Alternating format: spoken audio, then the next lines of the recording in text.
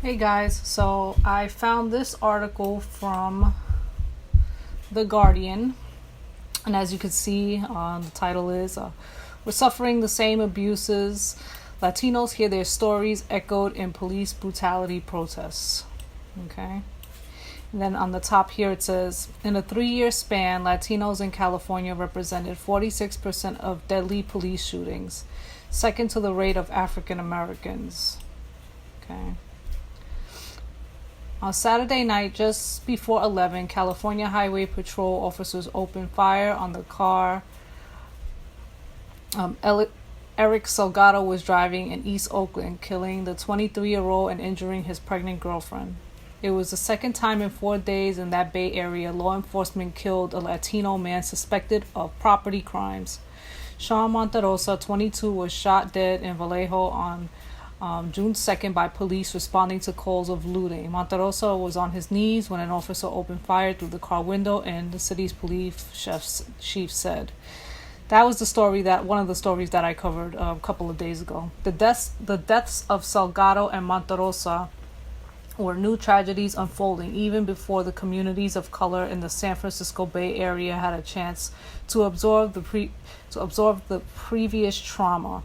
Latino community activists say they hear their own stories echoed in the demand for an end to police brutality, with Salgado's name only the most recent hashtag in a long and growing list of Latinos killed by police, cases that don't always generate widespread media coverage. It's important not to get caught up in the trap of Oppression Olympics and compare our oppression against other groups, said George Galvis, Executive Director of Communities United for Restorative Youth Justice, an organization that supports youth impacted by incarceration. Latinos and Black communities have a common pain, a common oppression, but we've got our own martyrs. So, I found that, before I continue, I found that to be a very important statement, because that's kind of that was one of the things that I was a little worried about prior to getting into this, with me constantly pumping out videos of different articles with regards to Latinos that are being killed by these cops, was that I had this feeling that other, most specifically Black Americans are going to look at this and be like, well, you're trying to basically say that, you guys have it worse, like this is an oppression Olympics type thing, and that's not what I want to do. It's the same thing with other topics that I've done on this channel, where I think that people might take some of the things that I speak about as if I'm trying to, basically make it seem like, oh, that we have it worse. And no, that's not what I'm trying to do. I'm just trying to say, look, we have it in a certain way, and the stuff that we go through is always silenced, and we're always kind of thrown on the back burner all the time when it comes to our issues. So, questionable circumstances. Now I'm reading again. Salgado's life came to an end just blocks away from the middle school in East Oakland he attended as a teenager. On Monday, friends and family at his vigil recalled what they'll miss about him. He was a good father to his 3-year-old daughter, said his stepdad, Farid Mahale. Always asking what his nephews needed, said his cousin. He liked video games and soccer and had plans for the future. CHP said its officers on Saturday were attempting to conduct a traffic stop after spotting a red Dodge Challenger that had been flagged stolen from a nearby dealership that was hit by looters. Officers told Salgado and his girlfriend Brianna Colombo to exit the vehicle, according to the statement, at which point Salgado began ramming CHP vehicles. 3 officers fired their weapons. Salgado was apparently unarmed. Salgado died at the scene, and Colombo, who was 4 months pregnant, Jesus Christ, was wounded and taken to the hospital. She survived, but family members said she was shot in the stomach and miscarried. My goodness. CHP has released few details about the shootings and its circumstances, raising questions among Salgado's friends and family about the agency's account. John Burris, a civil rights attorney who is representing Salgado's family, said he is still investigating the shooting, including what prompted officers to open fire and whether the car was stolen. We've seen this too often where a potential looter has been shot and killed under very, very questionable circumstances. Looting is not a justification for deadly force, said Burris. See, that looting stuff is so dangerous. Amanda Mejia Blanco, Salgado's sister, told supporters on Monday Eric was a good daddy, he was a good brother, he was a good primo, a good dad. He was a product of the streets like all of us are. A product of his environment, she said. That don't make him a bad person, that don't make him a criminal. Working toward real change. Between 2016 and 2018, Latinos in California made up 39% of the population but represented 46% of deadly police shootings, and the second most disproportionate behind the rates for African Americans. Okay. The death of Andy Lopez, who was 13 when he was killed by a Sonoma County Sheriff Deputy Eric Galhouse in 2013, ignited protest and community outrage.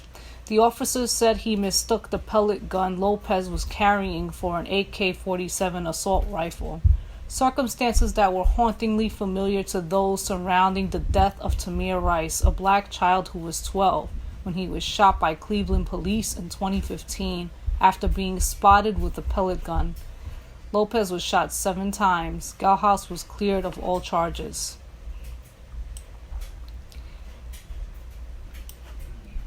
You know, I'm kind of going.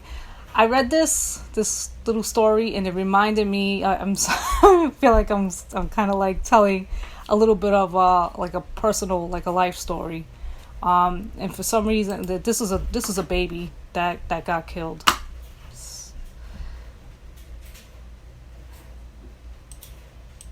Anyhow, I don't know what I just did, but it looks like it's back at the screen anyway. I don't know what I just pressed, but I just pressed something. Sorry about that. But anyway, I was going to say that when I was in my teens, I was like, this was when I was about a freshman in high school. And, you know, I had a high school sweetheart when I was a kid, Latino kid like me. And he had dropped me off home one day, and then, you know, he went to go take the train back home that day. And it was like, I think it was like when, I don't know if it was because it was like the fall time or whatnot, and it was like getting dark earlier, right? And so on his way home, sometimes he would like cross, like there was like train tracks by where he lived, and sometimes he would walk around those, like that train track area to get home. I guess it was because it was secluded or whatever. Point was that out of nowhere he said that he heard cop cars, right? And so he was scared. You know, we're talking about freshmen in high school. We were babies. And he said that when he heard the cars, he didn't know what to do. And he's like, he was by himself, and he started to run. And he said that the car stopped. The cops got out of their cars, and they started to chase him down the tracks. And he said that they finally, I guess he finally stopped because they were yelling at him to stop, and they pulled their guns out on him.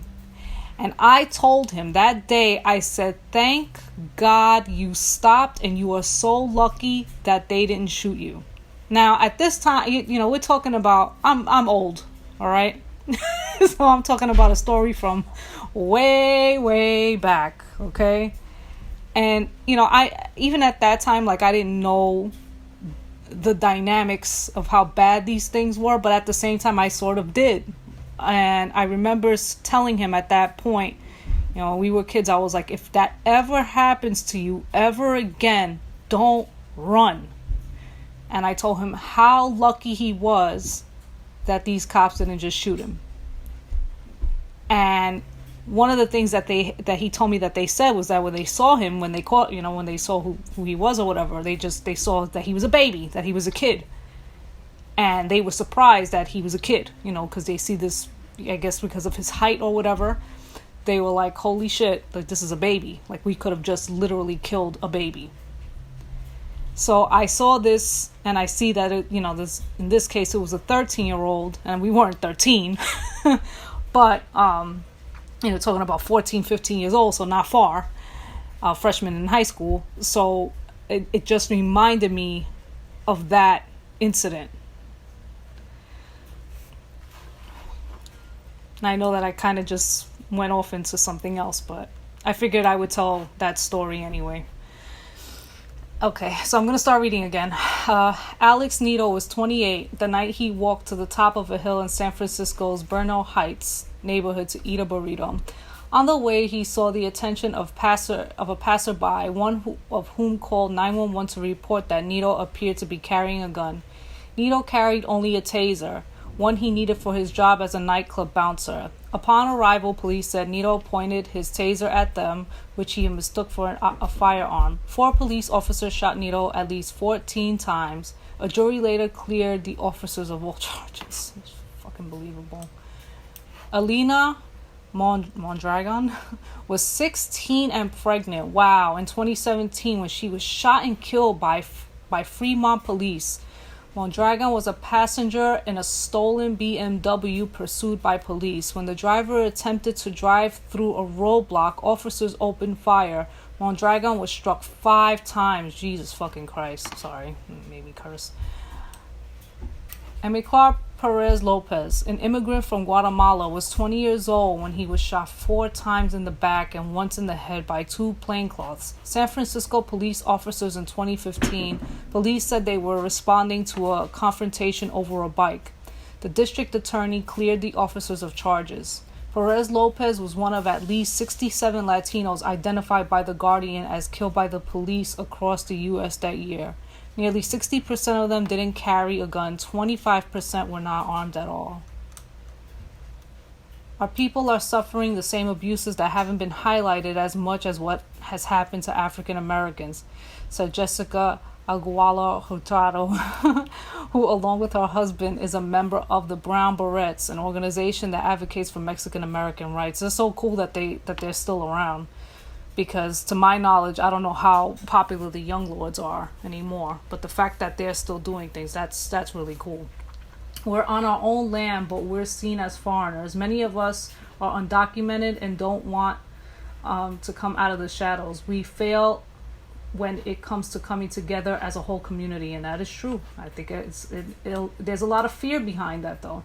So because of the fact that a lot of them are seen as foreigners, there's the fear of them being foreigners, so they're afraid to speak out against the injustices that are done to them because of fear of being deported and everything else. So there is the fear of coming together, and there is a fear of speaking out. Aaron Fountain, a doctoral student at University of Indiana who has studied community reaction to police abuses, said other factors also play a role. Among them, lack of Latino representation in newsrooms and a lack of knowledge about historical abuses suffered by Latinos. I think in general, Americans have a lack of knowledge of Latino history, including the fact that Latinos were lynched across the Southwest, Fountain said. I didn't know that. Civil rights attorney Arnaldo Casillas, who represented the family of Perez Lopez, sees what happened to Perez Lopez as a part of a pattern that extends beyond Latino communities and resonates with the broader movement happening now. The reason I believe we're having this welling up is because people see the injustice. The oppressed are only going to be oppressed for so long, Casillas said. In the years since Perez Lopez was killed, Casillas said he had become even more convinced that real changes start with police reform, a conversation that has been thrust forward as cities explore defunding police departments. District attorneys must be more willing to prosecute cops for unjustified shootings, he said, and individual police officers must be held accountable. The threat of criminal prosecution has to be real, and cops have to know their claims of self-defense will be scrutinized before things will change. These cops will kill you. Meanwhile, in East Oakland, community organizers are demanding the immediate release of more information on Salgado's death, including video footage of the incident. Near the memorial constructed at the place where Salgado died, visitors on Monday lit candles, drank beer, and wept over the memory of another friend lost to violence. That's a piece of the car he was driving, said a friend, pointing to a piece of plastic attached to a balloon. At the vigil, a 62-year-old man said he repeatedly warns young people to stay away from police at all costs, a lesson he said he learned living in East Oakland as a Native American. I tell these kids, I beg them, these cops will kill you and get away with it. It's absolutely right. He is absolutely right.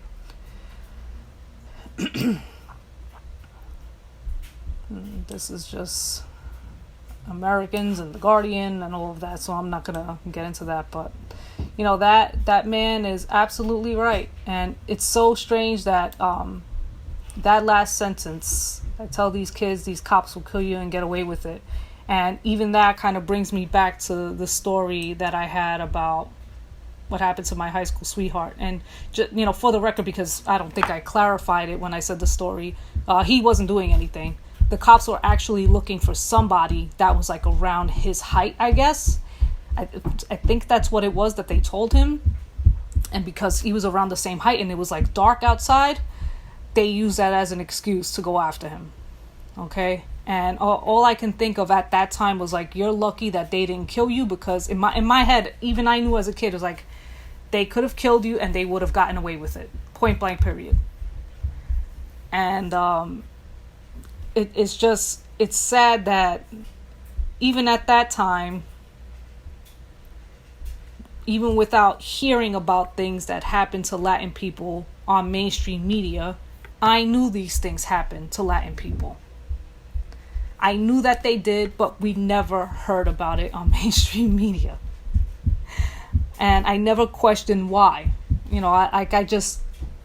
I think that we were, especially at that age, you're just so, you're just conditioned to like take whatever it is that you hear, and it's like, okay, so, we're not that hurt about because these people have it worse, so therefore we shouldn't hear about what happens to us. And I think I think what I'm doing by saying that is kind of vocalizing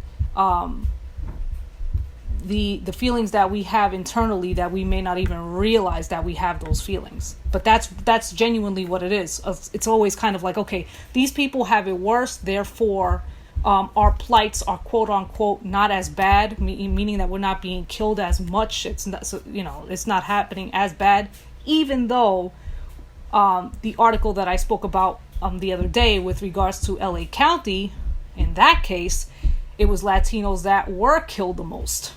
Okay, so in that particular area, the deaths of Latinos did outnumber Black Americans. Again, I'm not trying to make this an oppression Olympics thing. I'm not. I'm just trying to give context to what it is that I'm saying, and what from how I feel about it, and how I genuinely believe a lot of other Latino people may feel about it, but they may have never thought about it, and even if they did think about it, they never knew how maybe to even articulate it in a proper way. And I don't even know if I'm articulating it in a proper way. I think I'm doing my best, but I think that that's kind of what it is. It's always kind of like, well this group has it worse. It's like, okay, these things are happening to us, but they have it worse, so that means that if we hear about their stuff is fine, and it.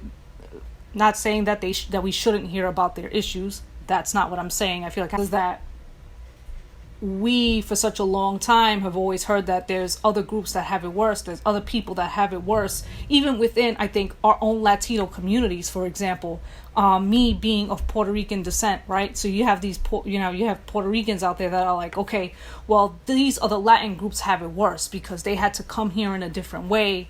Their countries are, they're not a commonwealth like we are, so they have it worse. And a lot of people, don't know this, or may not know this about Puerto Ricans, but a lot of Puerto Ricans actually think like this and feel like this. Like, okay, well, these other Latin groups have it so much worse, so, if like their issues need to be highlighted, so their plights need to be understood.